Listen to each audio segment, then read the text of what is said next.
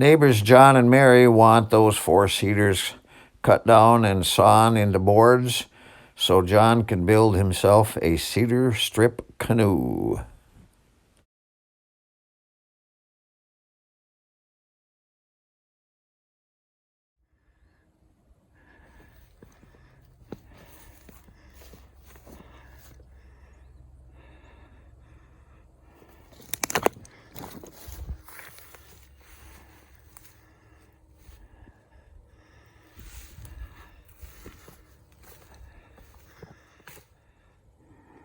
Okay, there's a case study in how not to get boards out of a cedar tree.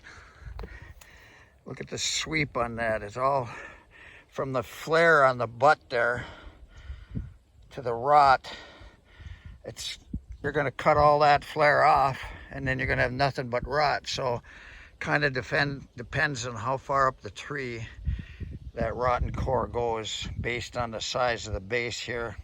It looks like it's going to go a long ways, so not sure you're going to get much in the way of boards for your cedar canoe there. Here's another reason why you don't like cutting yard trees into lumber. You look up there. What is that? An old eye bolt for a clothesline, I suppose. So imagine how many nails are in this group of trees after all these years.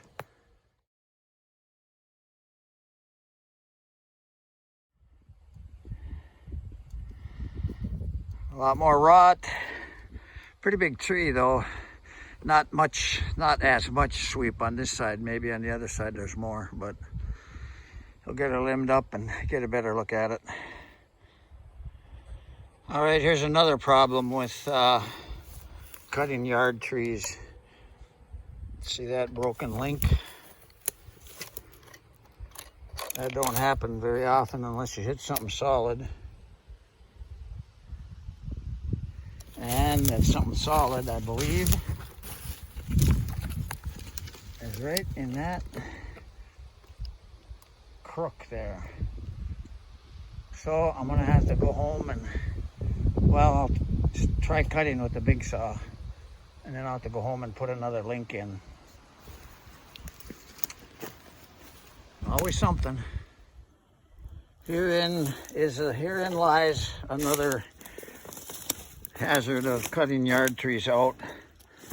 All the limbs on one side, and fatigue makes cowards of us all, Vince Lombardi said, and I was not watching, and I got that big saw pinched.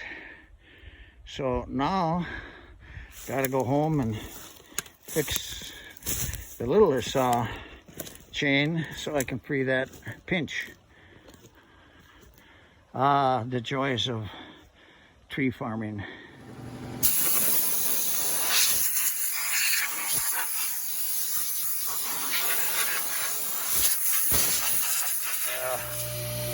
This bar is old and it's got a fair amount of wear, so I'm gonna have to flatten those.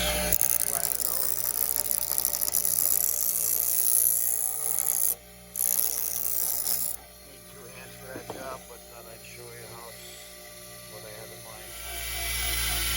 I don't know if you can see that, but took those knife edges off. It doesn't have quite the trough. It's a little flatter. The chain, get a look at the chain, but you can see those. It's worn down to the rivets, so probably should get a new chain, but it doesn't get used much. I'm going to repair it and put it back on. A little Dremel action here.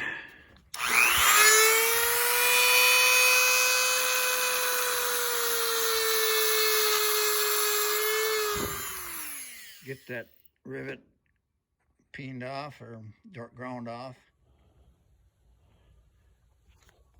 The broken link went flying, but that's what's left of the rivet. All right, so now I get another link and join them up. All right, Imagine doing this out on the landing at 20 below with no power tools. I hate to admit it. Foolishly, I've done similar. We get too soon old and too late smart.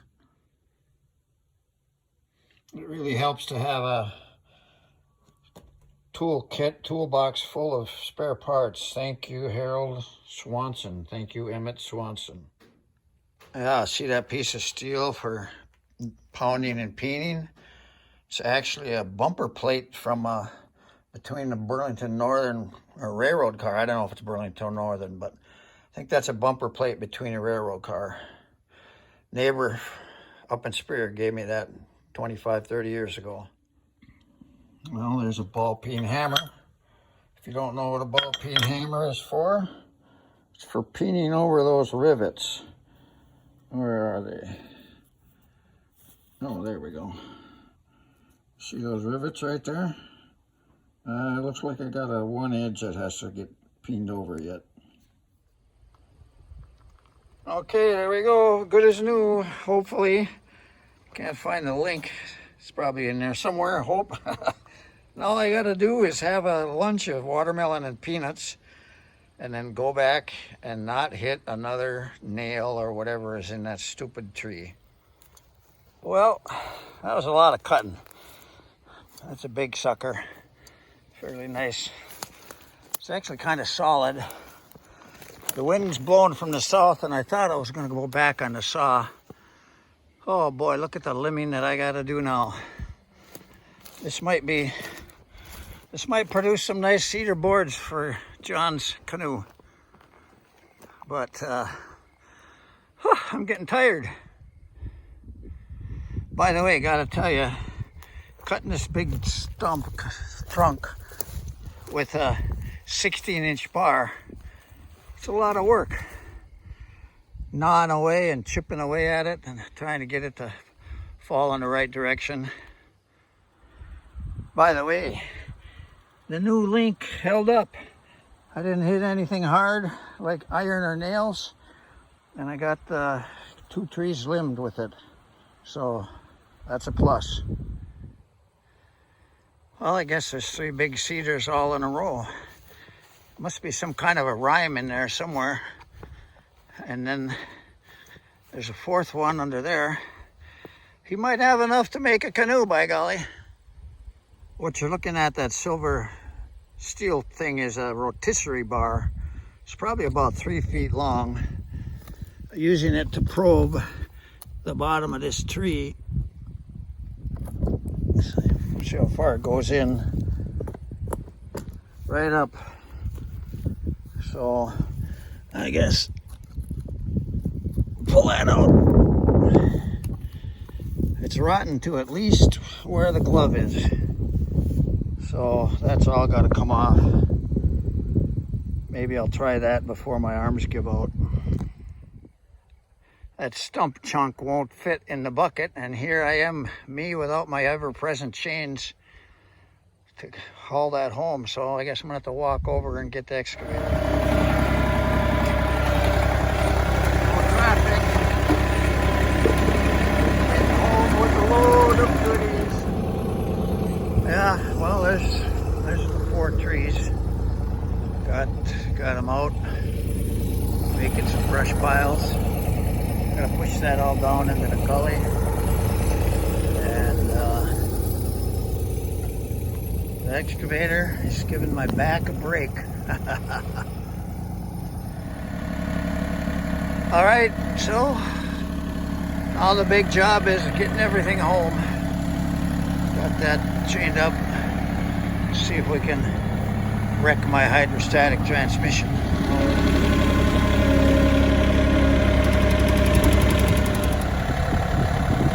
Load her up front and back.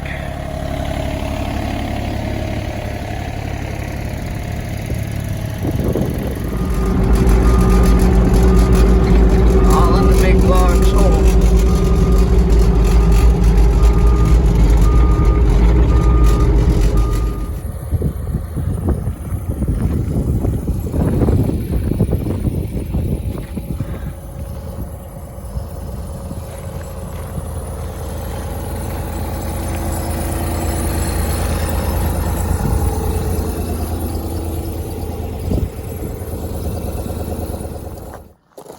All right, well, I'm gonna wrap this whole thing up. I got all the cedar home.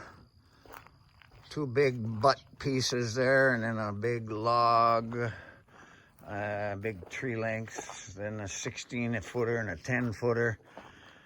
That is where the metal is, somewhere in that crotch. I'll have to get a metal detector and find out where that is.